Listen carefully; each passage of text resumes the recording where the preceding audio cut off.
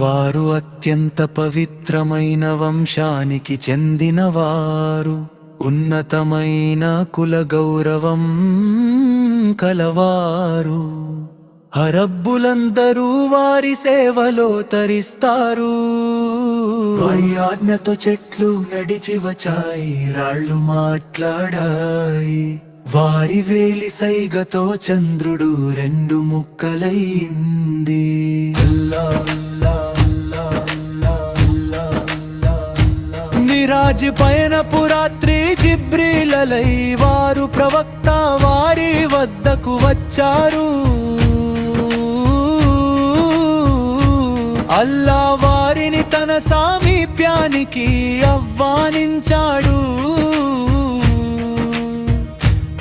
వారు ఎంతో ఉన్నతమైన గౌరవాలను పొందారు.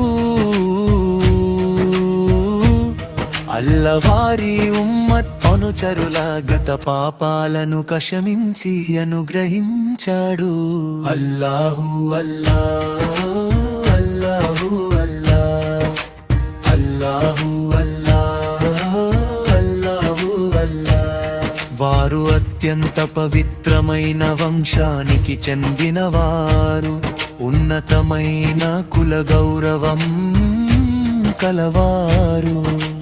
అరబ్బులందరూ వారి సేవలో తరిస్తారు. వారి ఆజ్ఞతో చెట్లు నడిచి వచ్చాయి, రాళ్ళు మాట్లాడాయి. వారి వేలి సైగతో చంద్రుడు రెండు ముక్కలైంది. వారు దాతృత్వానికి నిలయం మరియు అల్లాహు అనుగ్రహాలకు యజమానిగా ఉన్నారు. ప్రజలందరినీ షరియత్ అనే సన్మార్గం వైపుకు నడిపించే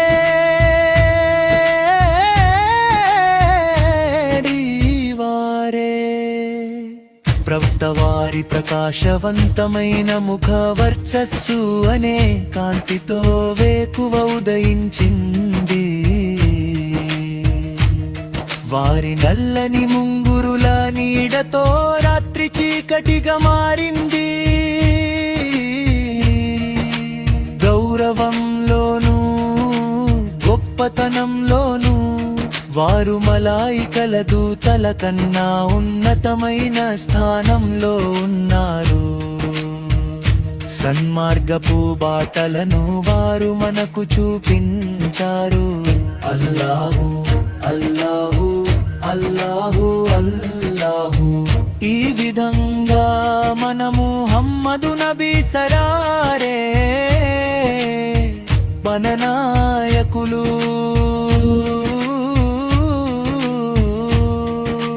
వారిని అనుసరించి నడవడంలోనే మనకు నిజమైన